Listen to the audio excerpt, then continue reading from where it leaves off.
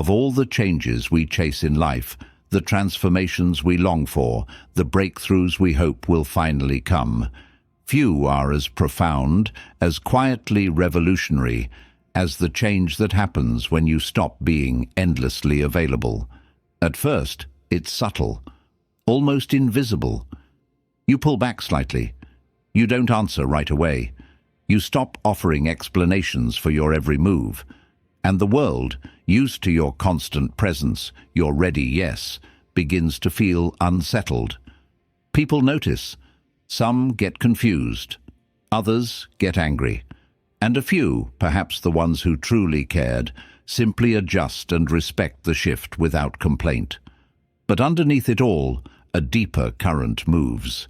You start reclaiming your life from the hands of everyone who thought it was theirs to command. Carl Jung once said, "The privilege of a lifetime is to become who you truly are, and becoming who you truly are requires silence, space, unavailability. It demands that you break the invisible contracts you never agreed to, the ones that said you owe everyone a response, a presence, a part of yourself. When you step away from that cycle, something powerful happens. You stop living as a reaction to others, and you start living from a place of inner truth. You realize that your value isn't in how quickly you answer a text, or how often you say yes. It's in the depth of who you are, a depth that few can see when you're always on the surface, always available. It's a quiet revolution, but make no mistake, it changes everything.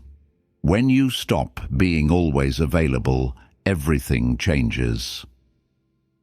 There's an invisible cost to being always available, a cost most people don't even realize they're paying until it's far too late.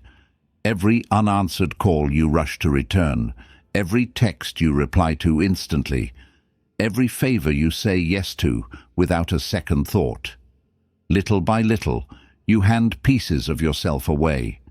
Not out of malice, not even out of weakness, but because you were taught, maybe even conditioned, to believe that your value lives in your accessibility, that your goodness is measured by how quickly you drop your own needs to meet the needs of others. But something extraordinary happens the moment you stop. The moment you step back, even slightly, from that unspoken obligation. The moment you allow a call to go unanswered, a text to sit there, a request to be met with thoughtful hesitation instead of automatic compliance. The shift is almost electric. It's not just that people notice, it's that they feel it. Your absence disrupts the pattern they've come to depend on. The easy control they had through your predictability dissolves, and for the first time, they're forced to confront the reality that you are not an extension of their desires. You are your own. At first, the world resists. Some people may push harder, testing your boundaries, trying to pull you back into the role they're comfortable with. You might even feel guilty, as if reclaiming your life is somehow an act of aggression. But over time, a different current emerges, a deeper, more powerful current. The people who truly respect you will adapt. The ones who only valued you for what you gave them will drift away. And you, for perhaps the first time in your life, will begin to feel the weight of your own presence, a presence no longer diluted by constant reaction. Carl Jung said, "The privilege of a lifetime is to become who you truly are." Yet how can you become anything at all if you are always available for everyone else's plans, needs, and moods? Growth demands space. Selfhood demands stillness. Wisdom demands moments of quiet where you are not answering to the world, but listening deeply, patiently to yourself. There is a sacred kind of strength that only grows in the soil of your own solitude.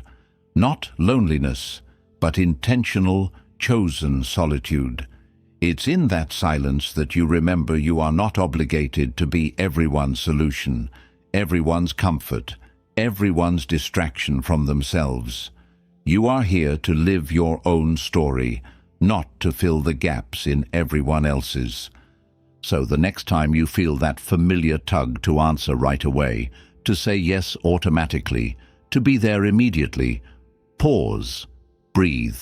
Remember, your availability is not your virtue, it is your resource, your energy, your life force, and it is far too precious to be given away without thought.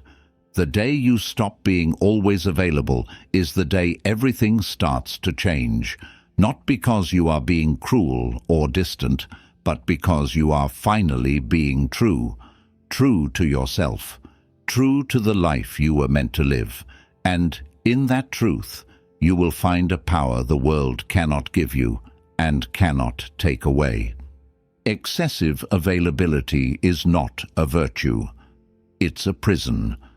We are often praised for being available, for being the person others can always count on, no matter the hour, no matter the cost to ourselves. Somewhere along the way, availability was mistaken for kindness and self-sacrifice for virtue. But if we look closely, really closely, we start to see something darker beneath this surface. Excessive availability isn't generosity. It's often a form of self-abandonment, a silent surrender of your own life force to the endless demands of others. When you are always there, always ready to help, always eager to please, you teach the world how to treat you. Without realizing it, you make yourself easy to overlook, easy to take for granted. Your presence becomes expected, not appreciated. Your kindness becomes assumed, not valued. And slowly, almost imperceptibly, your sense of worth starts to be defined by how much of yourself you give away, until there's almost nothing left for you.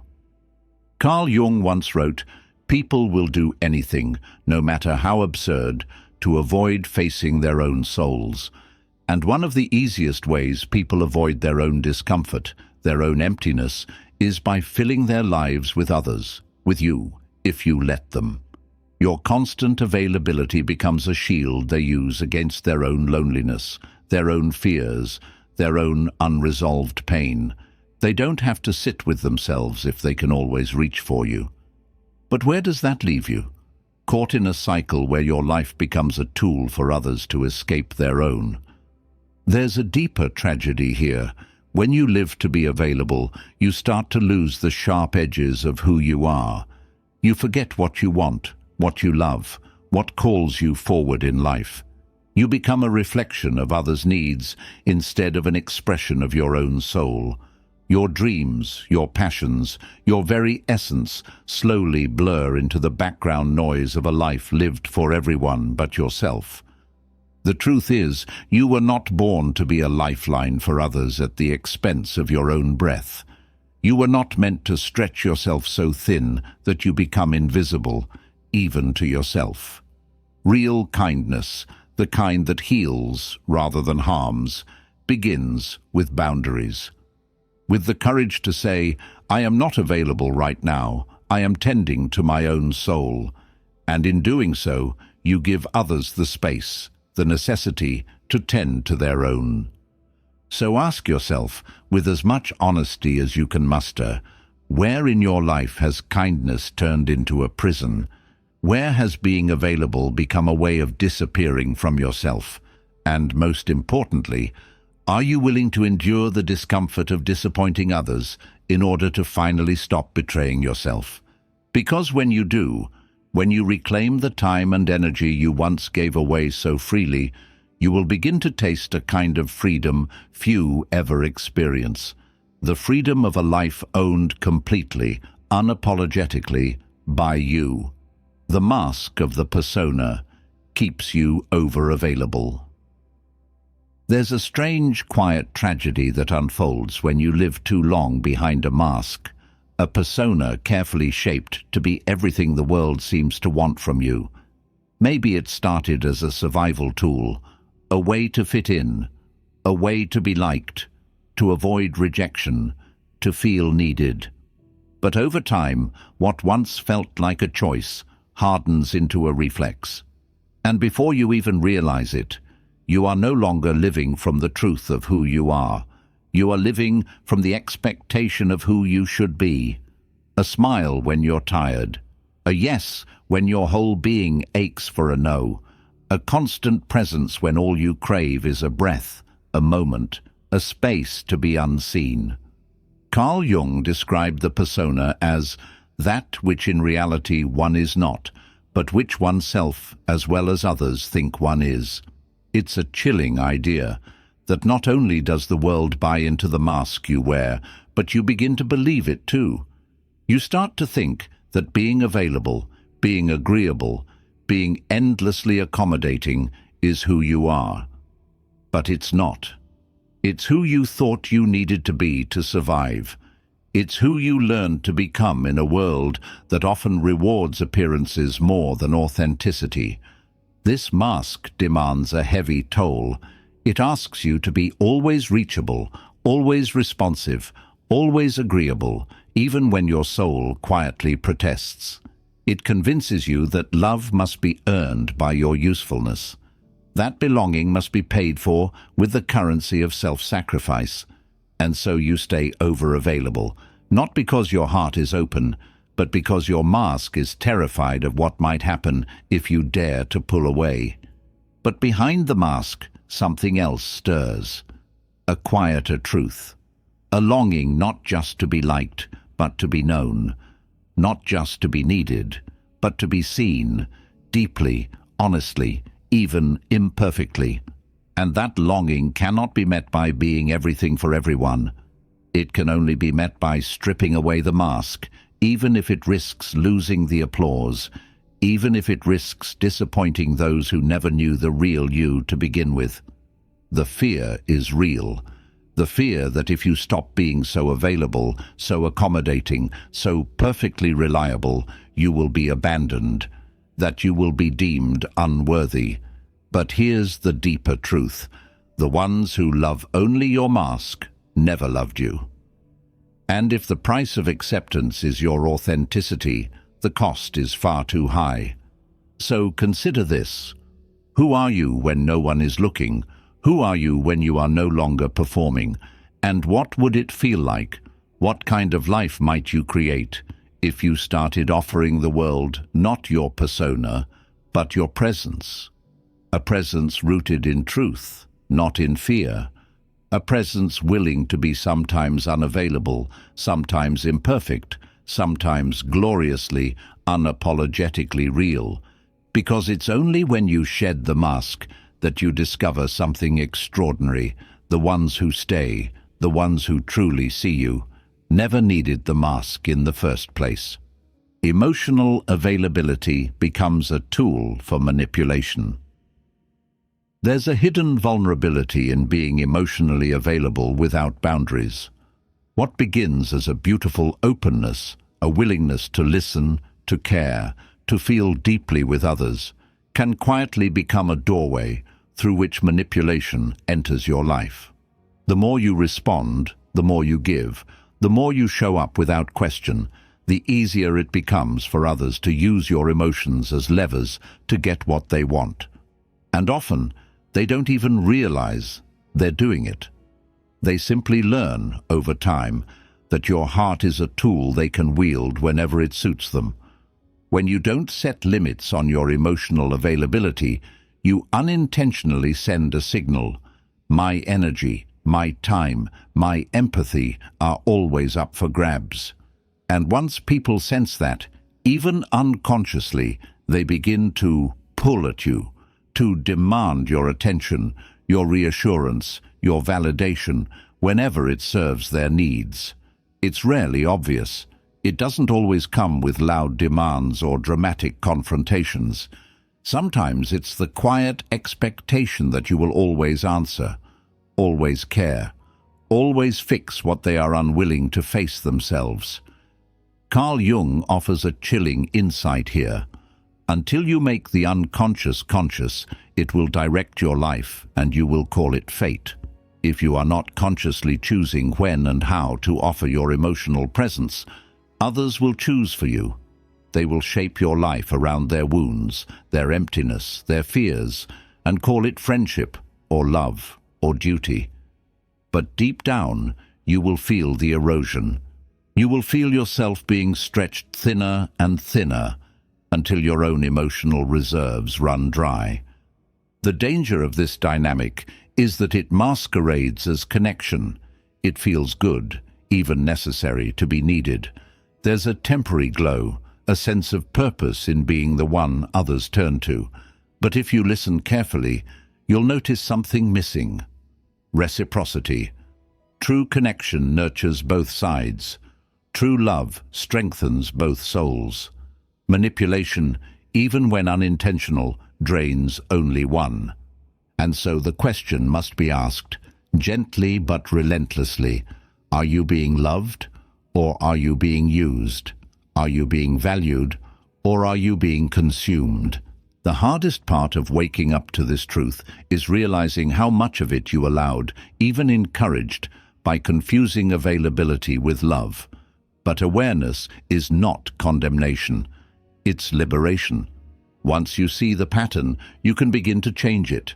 You can begin to say no without apology. You can begin to choose when and how you offer your emotional depth, not from guilt or fear, but from genuine desire. You can begin to offer your heart not as a service, but as a sacred gift, something precious, rare, and deserving of careful stewardship. Because your emotions, your empathy, your deep wells of feeling, they are not tools for others to use.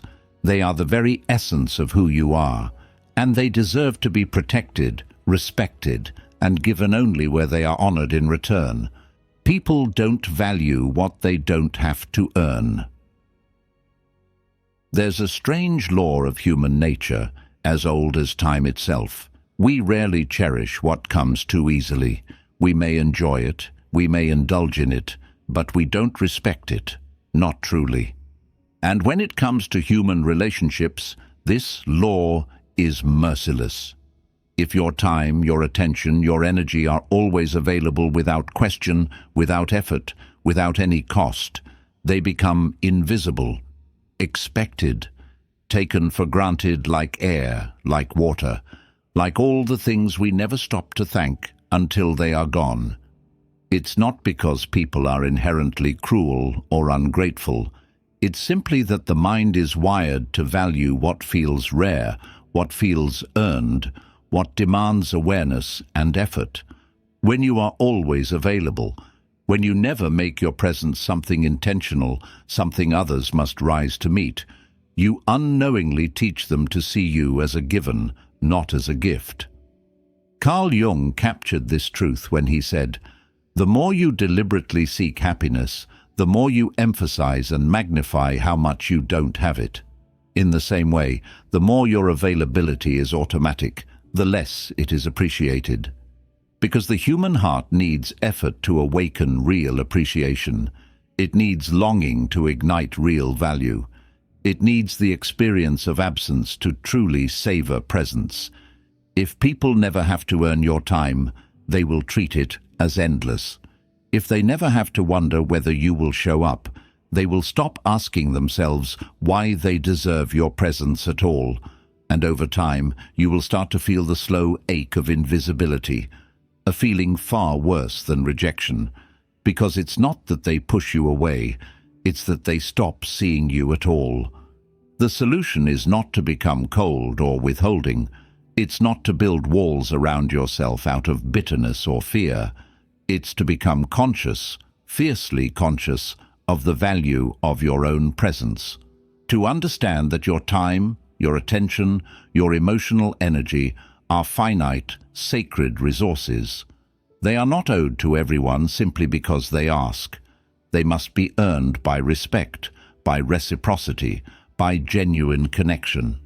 And when you start treating your own presence with that level of reverence, others will either rise to meet it or they will fall away.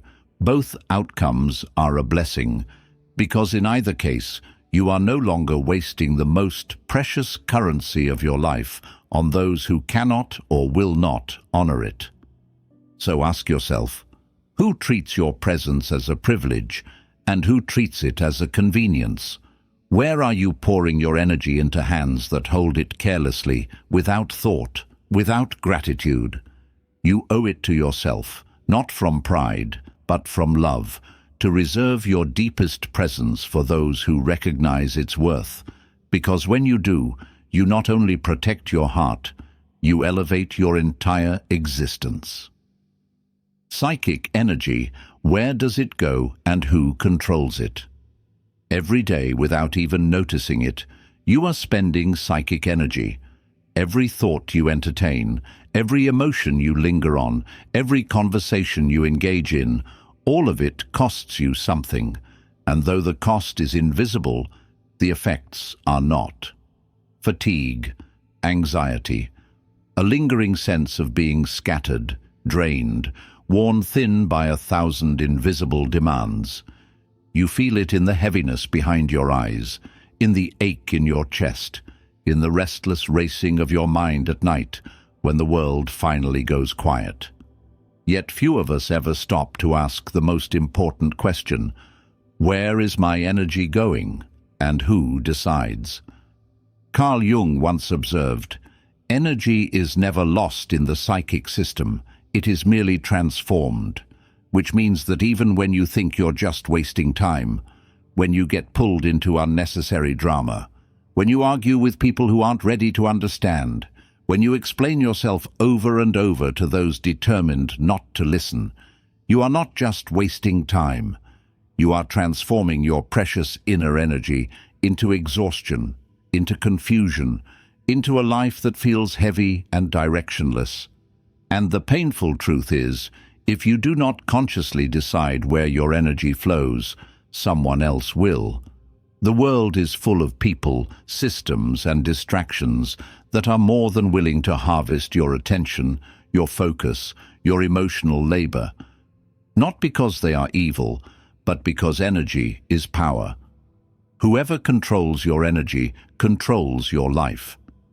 It begins subtly, a small argument that drains you for hours, a comment that lives rent-free in your mind for days, an expectation you never agreed to but now feel trapped by, and before you know it, the current of your life is no longer being steered by your own hand.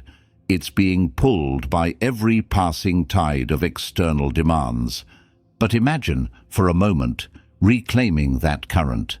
Imagine treating your psychic energy as the sacred, limited resource it truly is.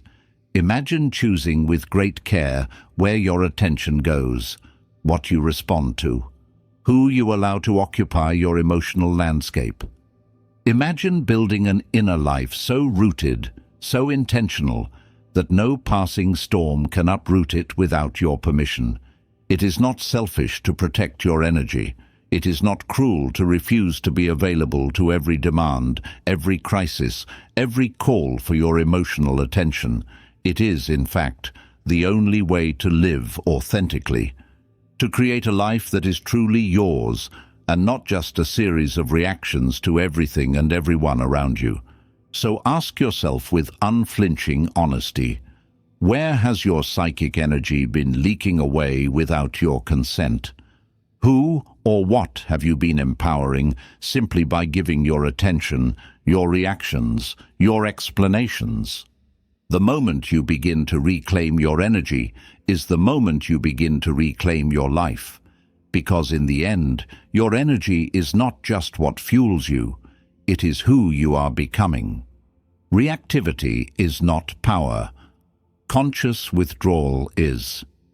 In a world that celebrates quick responses, instant opinions, and immediate reactions, silence can seem like weakness.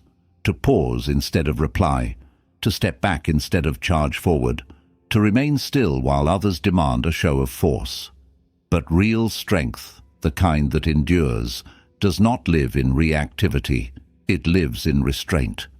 In the quiet, deliberate choice not to be pulled into every battle, every drama, every emotional storm that rages around you. Reactivity feels powerful in the moment. It feels like action, like control. You snap back at the insult. You rush to defend yourself against the misunderstanding. You chase after the slight to correct it, explain it, fix it. But underneath that flurry of movement, something essential is lost: your center. Because when you react impulsively, you are not choosing. You are being pulled. You are no longer the author of your life, but the echo of someone else's provocation.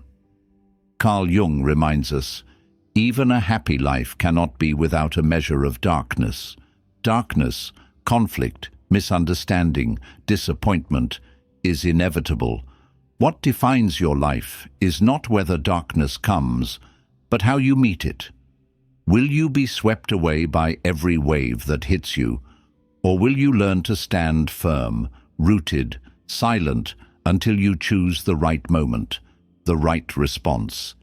If any response is even needed at all. Conscious withdrawal is not weakness. It is mastery. It is the quiet, powerful understanding that not every accusation deserves an answer. Not every provocation deserves your energy. Not every emotional tug deserves your presence. Sometimes the most powerful move you can make is no move at all, letting the noise pass like a storm around a mountain, untouched, unmoved, unbroken. This is not about cold detachment. It's about fierce clarity. It's about knowing yourself so deeply that you no longer need to prove, defend, or explain your worth. It's about conserving your energy for the battles that matter, and refusing to be baited into every skirmish that would drain your soul for nothing.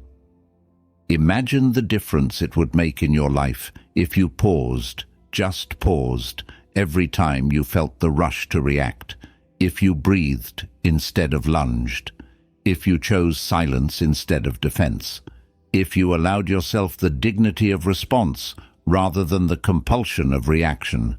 Reactivity is noise. Conscious withdrawal is signal. It tells the world and yourself that you are not here to be controlled by every passing storm. You are here to move from a place of strength, intention, and unwavering presence. And sometimes the strongest, most radical thing you can do is nothing at all. You are being projected upon and manipulated silently.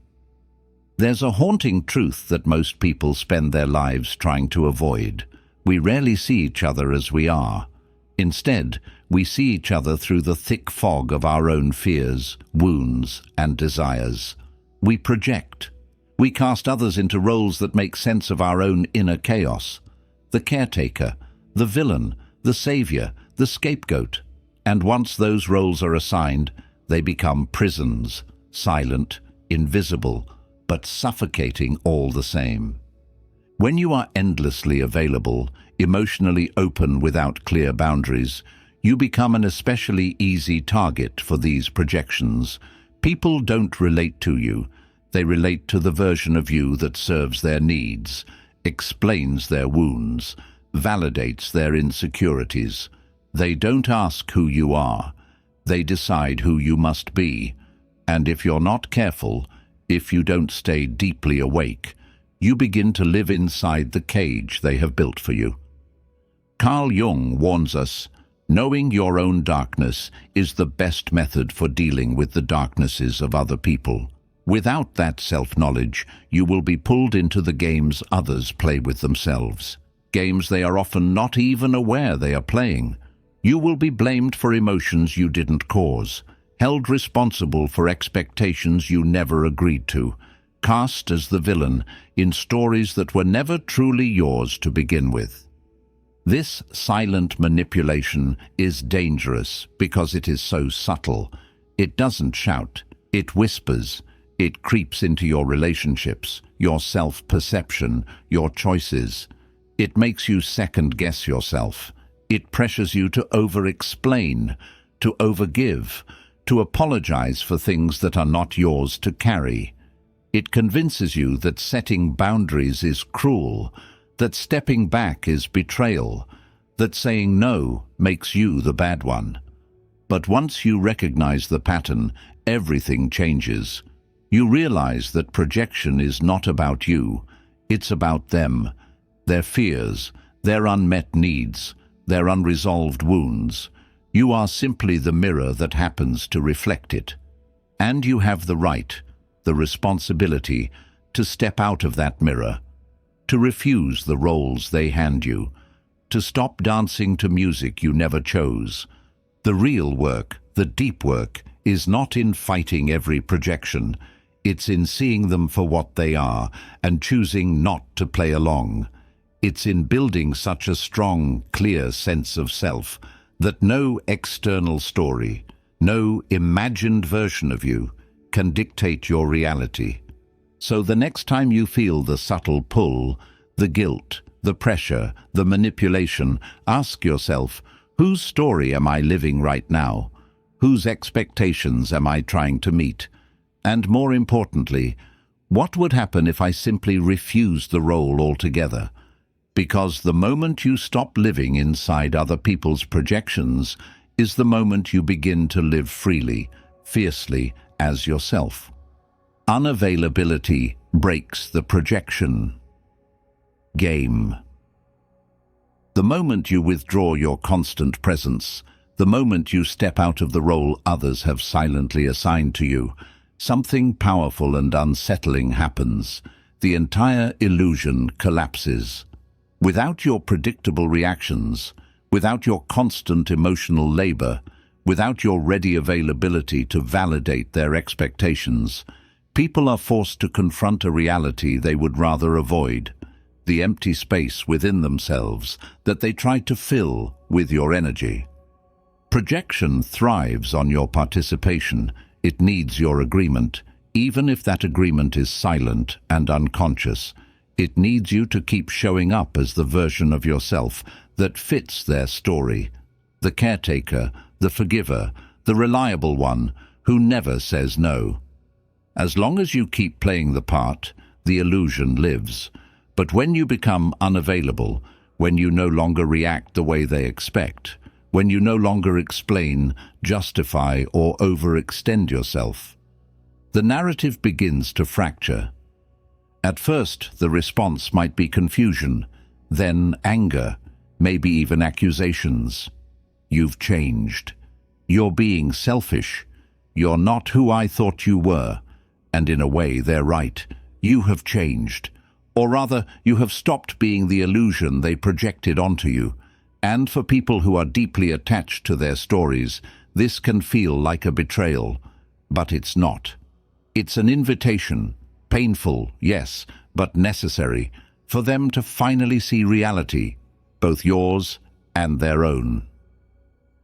Carl Jung understood this profound mechanism when he said, "Everything that irritates us about others can lead us to an understanding of ourselves. Your withdrawal, your refusal to continue the projection game, becomes a mirror. It reflects back to them their own unmet needs, their own insecurities, their own abandoned responsibilities. And not everyone will be ready or willing to look.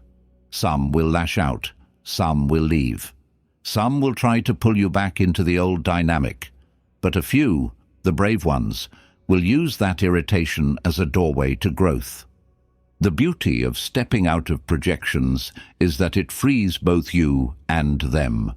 You free yourself from living a life scripted by other people's wounds, and you offer them, even if they never accept it, the chance to confront their true selves without the crutch of your compliance.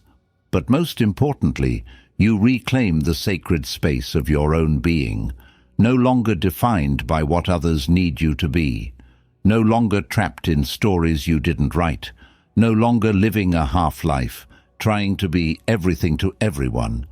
There is a profound peace that comes when you let go of the need to be understood by those who only saw the mask, not the person. A deep, quiet freedom in no longer having to perform, explain, or defend your existence. So ask yourself today, what projections am I still feeding by my availability? What illusions am I still helping to sustain by my constant presence? And what would it feel like to simply stop? Because sometimes the greatest gift you can offer yourself and others is the space, the silence, and the courage to let false stories die. The power of silence as a tool for individuation. In a world that demands constant noise, opinions shouted across screens, endless conversations filling every quiet space, silence becomes radical. It becomes an act of rebellion, of self-ownership, of profound creation. True silence is not merely the absence of words.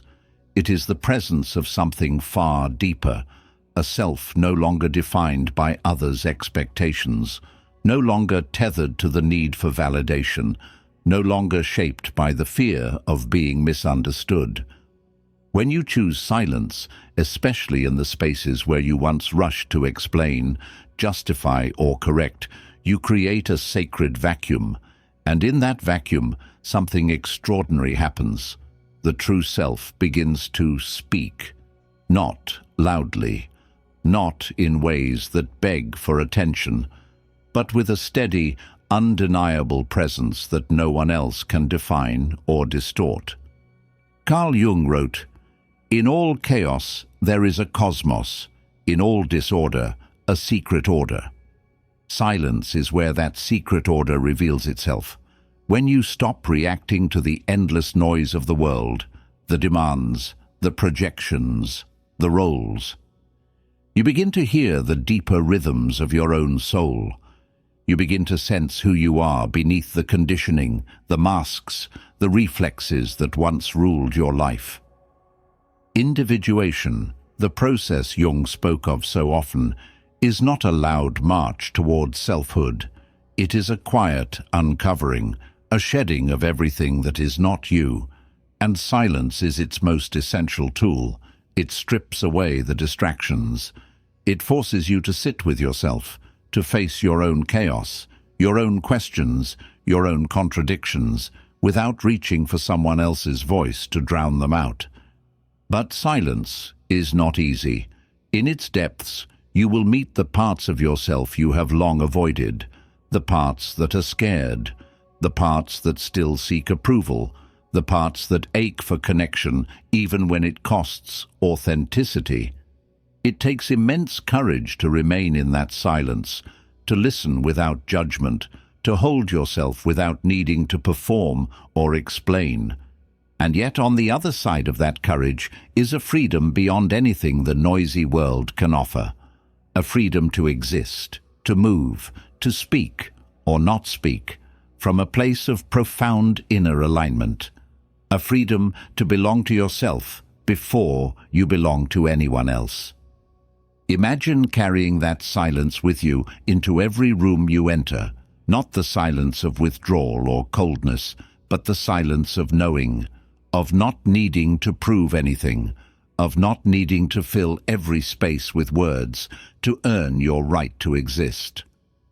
Imagine the power of responding, if you choose to respond at all, not from reactivity, but from a place of grounded, deliberate presence. That is the true power of silence. It is not emptiness, it is not absence, it is presence, amplified.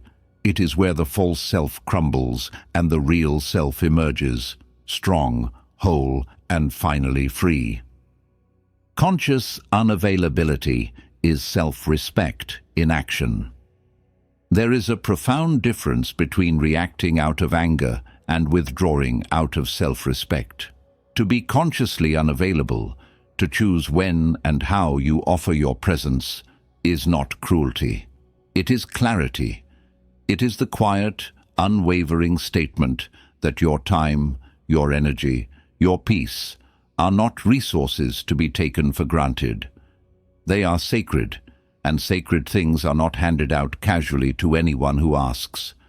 Too often we are taught that goodness means availability, that love means constant sacrifice, that compassion means never saying no, and so we overextend.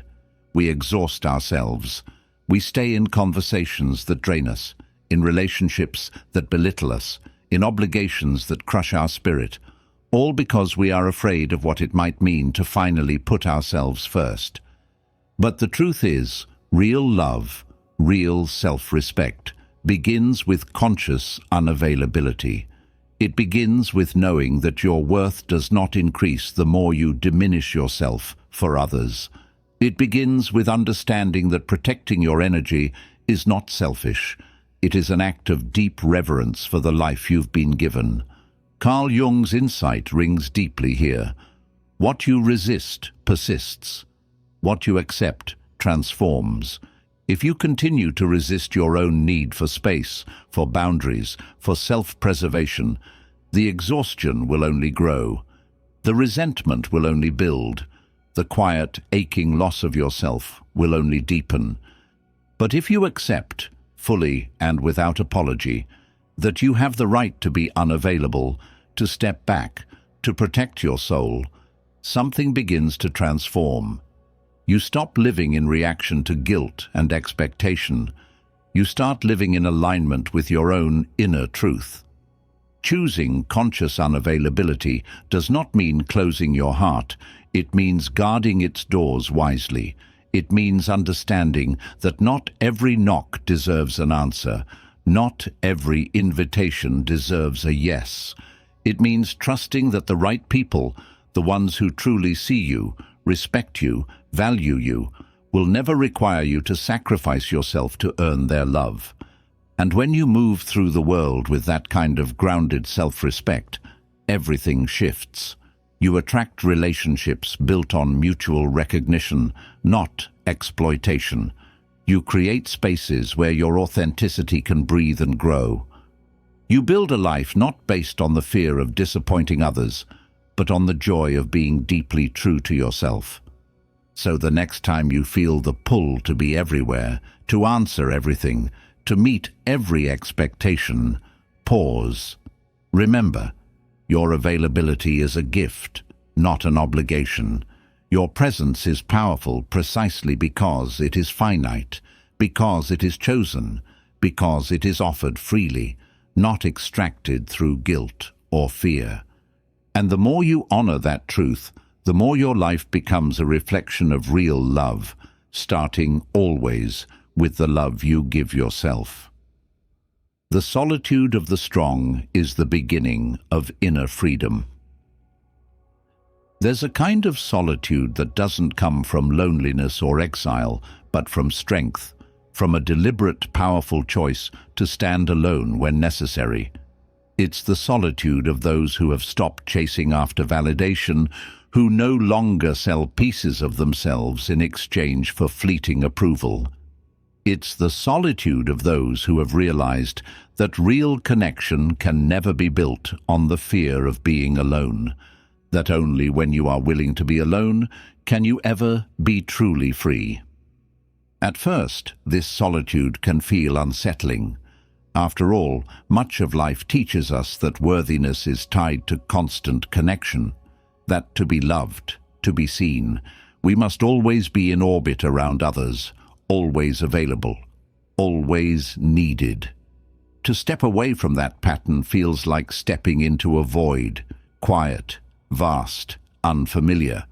But if you can stay with it, if you can resist the urge to rush back into noise just to escape the silence, something extraordinary happens. The void becomes a sanctuary, a place where your own voice, long drowned out by the clamor of other people's needs and expectations, can finally be heard. Carl Jung said, "Loneliness does not come from having no people around you, but from being unable to communicate the things that seem important to you." Real loneliness is not the absence of others. It's the absence of being understood, the soul's hunger for authentic connection, and no amount of forced availability, no amount of desperate clinging to relationships can fill that hunger. It can only be met by first understanding yourself, by first standing firmly in who you are, even when no one else is watching, even when no one else applauds. The solitude of the strong is not about shutting the world out. It's about no longer needing the world's constant validation to feel whole. It's about choosing relationships based on truth, not fear. It's about giving from abundance, not from desperation. And it's about knowing that your worth does not rise and fall based on how many people need you at any given moment. Imagine the life that becomes possible when you are no longer afraid of being alone. Imagine the power of choosing your connections, your conversations, your commitments, not out of loneliness, but out of genuine alignment.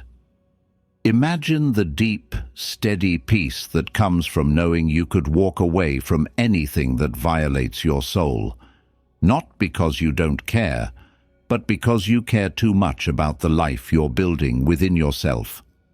This kind of solitude is not a prison, it's a doorway into the vast, unshakable freedom of a life lived on your own terms. A life where you no longer bargain your presence for scraps of attention. A life where you're no longer defined by who stays or who leaves. A life where you, finally, are enough. Not in theory, but in the deep, beating truth of your own heart. So if you find yourself standing alone today, know this. You are not lost. You are not abandoned. You are becoming free. When you stop being endlessly available, you stop living at the mercy of the world's noise. You step away from the roles others assign to you, the expectations that chained you to a life too small for your spirit. You step into silence, not the silence of absence, but the silence of presence. A silence where your own voice, long overshadowed by demands and distractions, rises with quiet certainty. You realize that every moment of attention you once gave away without thought was never truly free. It cost you pieces of yourself, pieces you are now called to gather back, and with every no you dare to say, with every boundary you draw, not in anger, but in clarity, you reclaim those lost parts. You begin, slowly but surely, to become whole again. Carl Jung's wisdom echoes through every step of this journey. Individuation is not a loud rebellion. It's a subtle, sacred unfolding. It's in the choice to be misunderstood rather than betray yourself. It's in the courage to be alone rather than be consumed. It's in the strength to listen deeply to your own soul, even when the world demands your constant noise. Today, you stand at a threshold. You can continue living as a reaction to every tug, every expectation, every projection placed upon you. Or you can step back, gently, firmly, intentionally, and choose a different path. A path where your energy is guarded like the treasure it is. A path where your silence speaks louder than your justifications. A path where your worth is no longer up for negotiation. And as you walk that path, you will find that the right people, the ones who see you, not just the mask you wore, will not be repelled by your boundaries. They will be drawn to your authenticity, to the quiet power that can only come from a soul that belongs first to itself. So choose your availability like you would choose where to plant a rare and precious seed. Give it only to the soil that will honor it. Withdraw from the noise that seeks to drain it. And know that in doing so, you're not abandoning the world. You are finally, fully arriving in it as your truest self. If today's journey resonated with you, and you're ready to keep building that life of clarity, strength, and inner freedom, I invite you to join this community. Subscribe, share this episode with someone who needs to hear it, and leave a comment with your reflections. Your voice, your truth, your journey, they matter here. And this is only the beginning.